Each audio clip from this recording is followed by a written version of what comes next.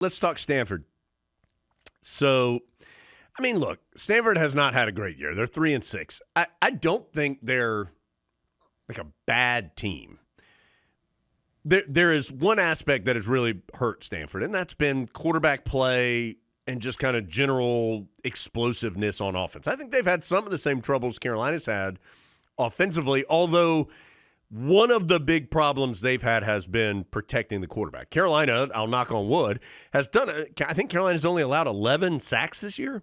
And so Carolina's right up there. Yeah, they're third in the league, only 11 sacks allowed. That's not the case for Stanford. They've allowed 29 sacks in 9 games. So that's more than 3 per game on average.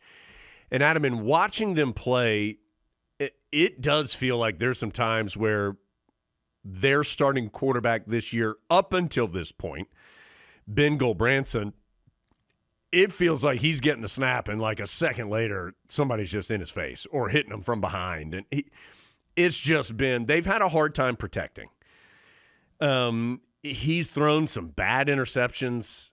He has 9 touchdowns, 10 interceptions, and there have been some bad ones, and there have been some key ones. You know, he's thrown some pick sixes.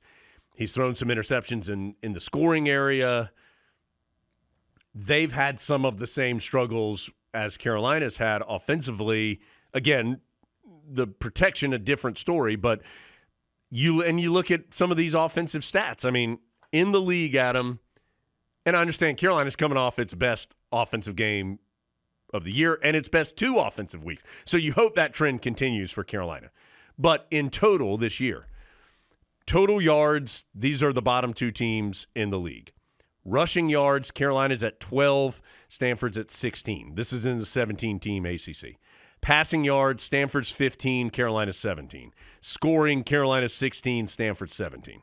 So, I mean, these are the 2 offenses that have struggled the most in total. Again, the caveat, I do think Carolina's gotten better, particularly these last 2 weeks. And they're not as good as the Tar Heels have been defensively. Now, I don't think they're bad on defense. They've given up a lot of yards. They make you earn what you get. Like, you don't see a ton of busts. You don't see a ton of just awful missed tackles. They seem to me to be in the right place, make you earn it.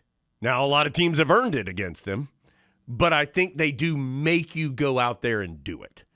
And as I kind of referenced when we were talking about the quarterback, they are making a quarterback change. They've said Elijah Brown, a redshirt freshman from Huntington Beach, California, who's been in some for them this year, I think 3 games that he's played as a reserve, is going to come in and he's going to get the start. And they just feel like they need something to try and jumpstart this offense. And so that always, you don't know how that's going to play out.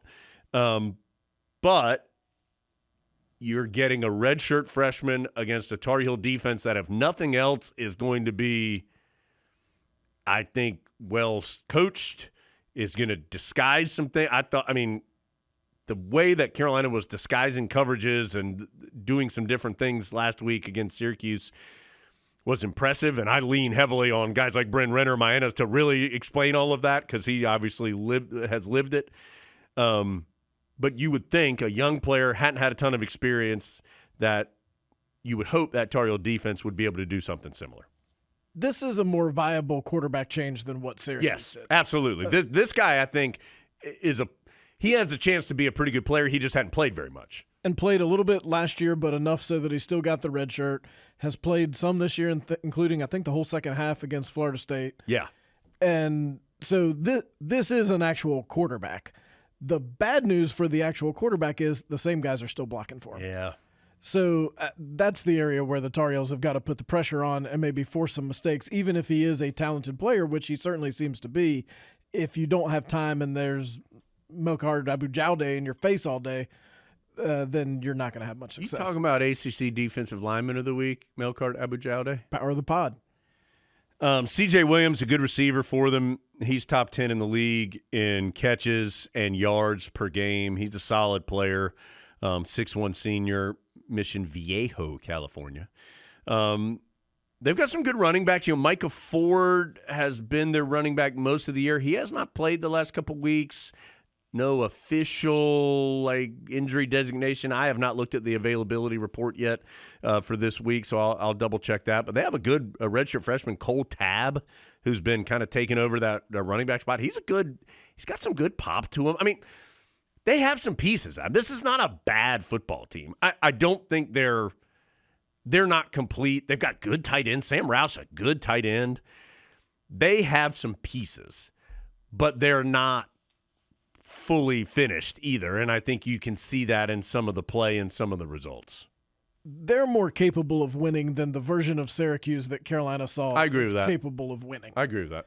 I do think a snapshot of today, Carolina is currently playing better than Stanford, and you would hope would definitely play better at home on homecoming.